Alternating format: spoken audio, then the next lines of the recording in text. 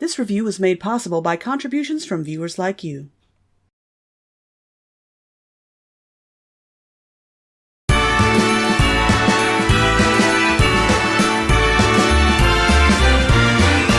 It's the most wonderful time of the year, with the studio's cash grabbing and copyright flagging for reasons unclear.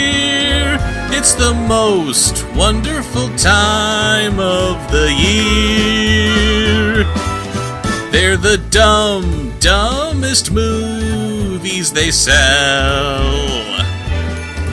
All the holiday tripe that makes me wanna gripe. Seriously, what the hell? They're the dumbest movies they sell. Oh, why me? There'll be movies for riffing, comics for nitpicking. Of course, it must be a Bob show. There'll be bad animation, dogs talking, damnation, and plots that you cannot follow. What the hell's going on? It's the most wonderful time of the year. I might be misbehaving, but I've got my raven under mistletoe. It's the most wonderful time of the year.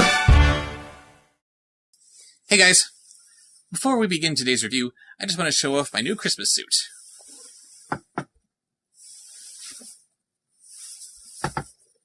Oh yeah, who's got it going on? Me. Anyway, let's take a look at The Three Dogateers, which is a dog movie. Which means that I'm going to have to be dog show for this review. Which means that I pretty much got this new suit for nothing. Son of a bitch! Yes, you heard right. The Three Dogateers. Judging by this DVD cover, you're probably expecting something that's really stupid, but maybe it'll be over the top enough so it'll at least be entertaining. You have three little dogs wearing musketeer costumes, brandishing little fencing foils. Are they going to cross swords with whatever monster of the week is going to try to keep Santa Claus from giving presents to all the children of the world? Spoiler alert, no. These dogs do nothing musketeer-related at all. So why are they called the Three Dogateers? Because shut up, that's why. Actually, there is one single teeny tiny link between this movie and the Three Musketeers. Our canine protagonists' names are Wagos, Barkos, and Artemis, mirroring the names of Athos, Porthos, and Aramis. There's our feeble title justification. Now let's start making up whatever bullshit randomly comes to mind.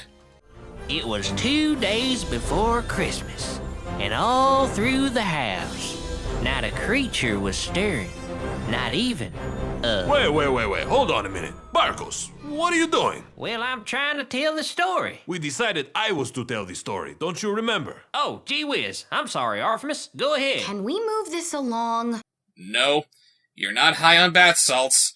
You're actually seeing what this movie considers to be passable special effects. Here's a free tip for anyone wanting to make a talking animal movie. If you haven't the technology or the talent to make special effects that look significantly better than those of a talking cat, just have the animals talk with their minds. It may not look all that sophisticated, but it won't look unbearably creepy either.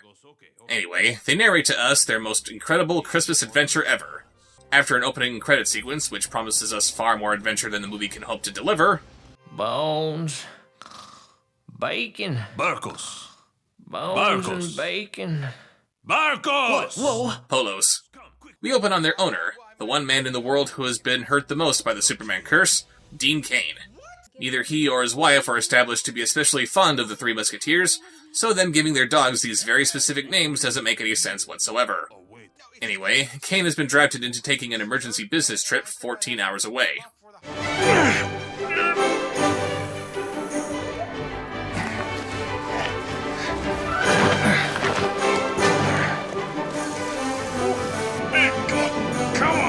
I guess he has trouble changing clothes when he's not in a phone booth? Oh, jeez. Oh yes, I forgot. He's a complete idiot, as is demonstrated by how he has no idea how to use shaving cream. After he leaves the dogs with no one to take care of them, he drives through the snow-covered fields of the American Midwest, just so he can slip through a wormhole and continue through sunny SoCal. And don't think that I'm being nitpicky by calling that out. The movie will show us very soon that it has no idea where it is either. He gets a phone call from his bitch-tastic wife, who is totally not Lois Lane, no siree, and after she says that she'll soon be home from a business trip that she's on, he tells her that he'll be waiting for her when she arrives by Christmas. This sets up a pointless ticking clock, since it would be all too easy to say that he was called away on business as well, but with the way the timing works out, he's positive that he'll be home before her. What's wrong with me? That'll be your epitaph, mark my words. The dogs, meanwhile, are watching a cooking show that specializes in fine canine cuisine, which boils down to some kind of garbage stew. Because it's not like dogs eat food or something. Psh. You want to see a real cooking show for dogs? Bam! Hi guys, welcome to Cooking for Dogs. This week we're doing a very special show. We're going to be cooking some very special doggy donuts. What do you think you can smell in there? Chicken? I think I really like it. Santa is at the mall. That's right, ladies and gentlemen, it's Santa. He's at the Parkville Mall. Merry Christmas! This is Santa wishing all you folks a very special Christmas. Come on down to the mall and see Santa. I'll be waiting. And yet he's still not as creepy as Mark from those furniture commercials. My name is Mark, and you can count on it. I'm back. Speaking of creepy, this Santa Claus is played by the same Santa from The Search for Santa Paws. I know, I'm amazed that he looks like he's wearing his own face too. Later that night, as the dogs dream next to a fire that no one was there to start... Told ya, Christmas time is the best time to break into a house. No, not another one! Is it so impossible to have a Christmas movie with a dog in it that doesn't rip off Home Alone? Don't fear, Waggles. I'm formulating a plan as we speak. How many times do I have to tell you? My name isn't Waggos, it's... Hush your muzzle, woman. You're a member of the fierce Dogateers now. Your name is Waggles. Well, I like my old name just fine, thank you. A Dogateer cannot go by their human-given name? Waggos is what's embroidered on her stocking. Even if there was a reason why a Dogateer can't go by its human-given name, which there isn't, you couldn't call her Waggos anyway, since Waggos is her human-given name, you idiot! Oh, and get this. Where most burglars in this situation would opt for stealing things like TVs, Blu-ray players, stereos, etc., these faceless numbnuts are stealing the dog's presents! Because ripping off Home Alone wasn't enough, they need to rip off the Grinch, too! The dogs follow the thieves into their van, and Artemis reminds Waggos of the oath that she took to protect their castle when they first became Dogateers. Attention, Dogateers! We're here today to take a vow. A vow to devote our life to justice, to greatness and adventure. We are not simple dogs going about our day, sleeping, eating, playing fetch.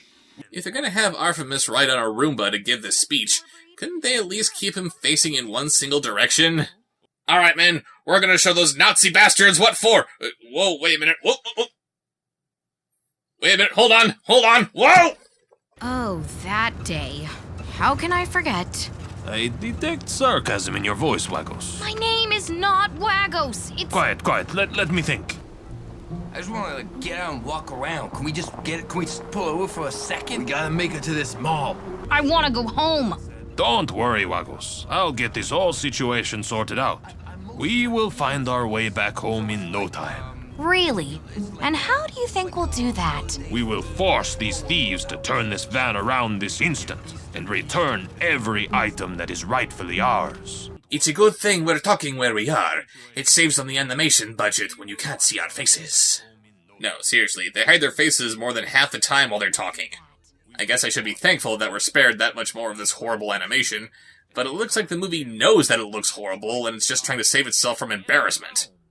Hours later, they end up in the middle of the desert. What? The burglars said that next they were going to visit the mall. How far away is this mall? And they've been driving for hours, and Artemis still can't think of a plan for how to stop them. I mean, sure, he's a dog, and dogs can't think of plans, but if you want to suspend my disbelief about how he might, this isn't how you do it.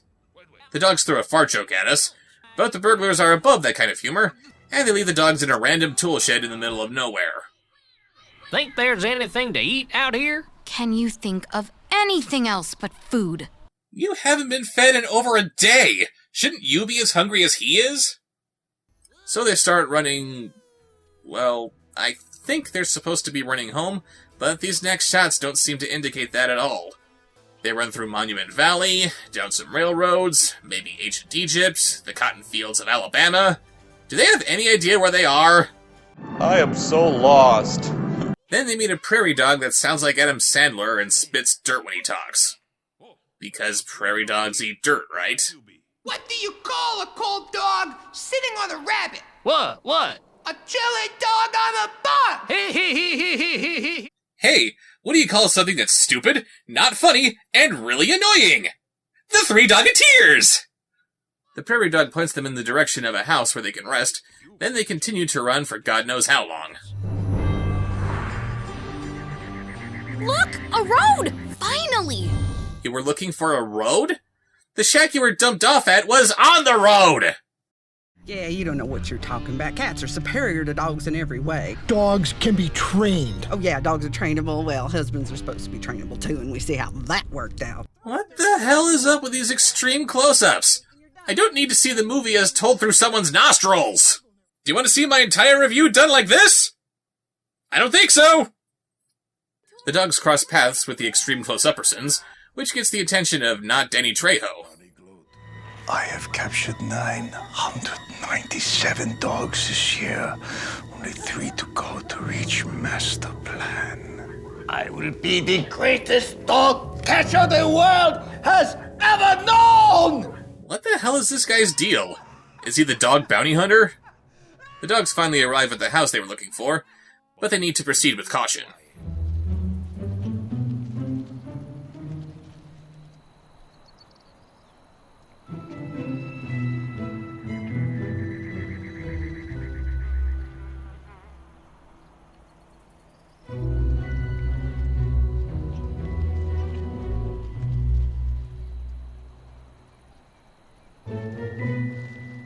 Wow. One of the oldest gags in cinema, and they botched it completely. You show them walking to the stack of the tires in the back, then show them poking their heads up behind the first barrel, then show them poking their heads up again from behind the barrel in the foreground. How do you mess this up? Well, I can't see a way in anywhere. I didn't know that rocks were made out of rubber that's so soft it'll bounce right out from under you when you step on them. So they rest up for a bit, then decide that the best course of action is to look for Santa Claus so we can help them get back home and get their presents back. They download a map to the mall, which looks like it was drawn for a Denny's placemat, thanks to the magic of pupquest.com. If you're really afraid to say the word MapQuest because you're worried about getting sued, then okay, fine, I get it. But PupQuest? That's not a map service, that's an MMORPG for dogs. Then Machete, the Nazi milkman dog catcher, tracks them here somehow. How do they get away? By hot-wiring a car. Because the Three Musketeers were all about hot-wiring cars! Hurry, Barkos, green to red. I'm trying. How do you know how to hotwire a car anyway? No, that's not the question. What you should be asking is, how can you, a dog, tell the difference between green and red? So they get into a little car chase, and yeah, this is ridiculous, but it's still somewhat more believable than wild wolf pups driving a car. And they try to stop Not Trejo by throwing things at him. They've got marbles, banana peels. Are they playing Mario Kart?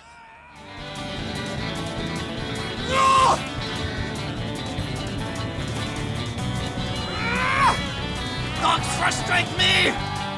Really? Thank you for that wonderful insight into your character. Incidentally, I don't care for bad movies. Then the chase comes to an end as they lead Not Trejo into an oncoming train. Naturally, this results not in the dog catcher being horribly murdered, only a few broken bones like this was frickin' Looney Tunes. But there's an even greater cinematic sin that needs to be addressed here. They had a car chase, they were playing banjo music, but there was no jump that then freezes while the car is in midair? This car chase needs a jump that then freezes while the car is in midair! Looks like them dog boilers in a worse fix than that trip to the vet. How do you not do that, movie?! So the dogs drive to the mall to see Santa Claus. That's a dumb sentence! When they bump into the burglars selling their presents in the mall parking lot. They've been driving for God knows how many hours to get here, and this is the only mall that the dogs could possibly go to. Apparently in this universe, this is the only shopping mall in existence. And they're selling their presents without even opening them to know what's inside. Great job, guys. You just sold a Super NES Classic for $5. The mall magically turns into a Target as Santa takes his lunch break. Apparently without anyone telling him that there's a nice, comfy, air-conditioned room in the back just for this purpose. Wagos and Barkos try to get Santa to help them, while Artemis takes on the burglars himself by... getting the attention of mall security. When danger rears its ugly head, the three Dogateers will rise to the challenge and alert the proper authorities. And between this point and when mall security actually catches the burglars, I guess it then turns into a Walmart too? What? Santa takes the dogs to the Lost and Found, where apparently people have reported losing squirrels, ponies, and elephants. And it isn't long before Artemis and their presents are brought there as well. Lego shows Santa a picture of them and their humans, which just happens to have their names on the back of it. So Santa calls them up, thanks to this phone book, which I guess has every residence on the planet inside of it. Shouldn't it have been Barkos to show Santa this picture? He's the one who's been believing in Santa this whole time. Since there's no answer at home, Santa decides to drop everything that he's doing to get the dogs home himself. Must be nice to have a job where you can just drop whatever you're doing and go for a road trip on a whim without any fear of being fired. But not Trejo follows them and forces Santa to pull over.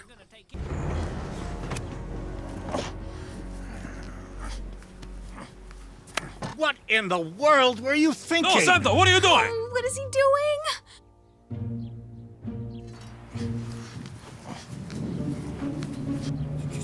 What are you doing? He's got a weapon. Santa?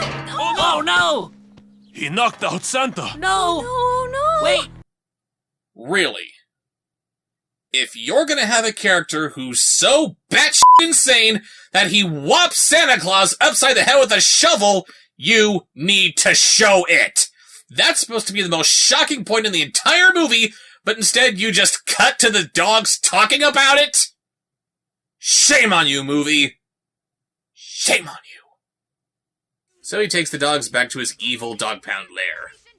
Did you think you could escape, body clothed? Oh, once I set my sights on a critter. No dog, no cat, no bird, no reptile will escape me. I am the greatest dog catcher in the world. I do a dance to celebrate. I'm the greatest dog catcher in all of the world. The greatest dog catcher in all of the world. Because the cat. My God, it's like Jim Carrey and Speedy Gonzalez had a baby. I have failed you, my trusty companions. I don't deserve to be a Dogateer. The king would be disgraced. The king is appearing in this movie. He has no idea what being disgraced is. Speaking of the king, we finally see what was so important that dragged Dean Cain halfway across the country. Apparently he works for a novelty necktie company, not unlike Opposuits, and he's showing off their latest designs to their biggest buyer. I should point out that this movie was made in 2014. Could they really not do this over a Skype conference? Doubled in... I am so sorry, Mr. Hiroshi. It's my wife. You know how girls can get, right? Hi, honey. Hi. Look, I'm kind of in the middle. Working. No, I'm not working. His wife is literally saying nag, nag, nag, nag, nag. Because that's how girls are. Yeah, of course. Yeah, and yeah, I did. Of course, I got them groomed, honey. I know how important those dogs are to you. I know you would kill me if anything happened to them. I know. Oh my god, he did marry Lois Lane! And what's up with this tie chart? Lots and lots of ties, very few ties, many ties, even more ties. Can I see the raw data, please? Back at the pound, the dogs are able to free themselves thanks to Wagos picking her lock with her bow. There! Voila! But how? How I did it? Oh, you know, I knew a brave little mutt named Artemis. He taught me a trick or two. Wow, really? Who was it? It sure as hell wasn't Artemis who taught you that! Santa shows up just in time to save them. Not Trejo can't follow them because Barkos ate his van's wiring off screen because that prairie dog from before told him that wiring tastes good. I don't know. And they get home and put their Christmas bag together just as the king and queen get back. Oh, and it turns out that this was the real Santa Claus this whole time. Why doesn't he have a real beard, and why couldn't he use any of his magic to give the dogs a Merry Christmas when all hope seemed lost? Because this movie thinks you're freaking stupid, that's why. So that was The Three Dogateers, or as I like to call it, ah! This was a stupid movie. The special effects are garbage, the plot's a mess, it looks like they made up the script as they went, including the real Santa Claus didn't make a damn bit of sense, Dean Cain really needs to fire his agent, and the joke of making these dogs take after the Three Musketeers is completely meaningless. Was there any reason to make these dogs the Three Dogateers? Sure, it makes for some pretty ridiculous cover art, but otherwise, it's completely wasted. Speaking of wasted, we never do find out what Wagos' real name is supposed to be. They built up this running gag for absolutely nothing. And that's what this movie is, a setup with no punchline.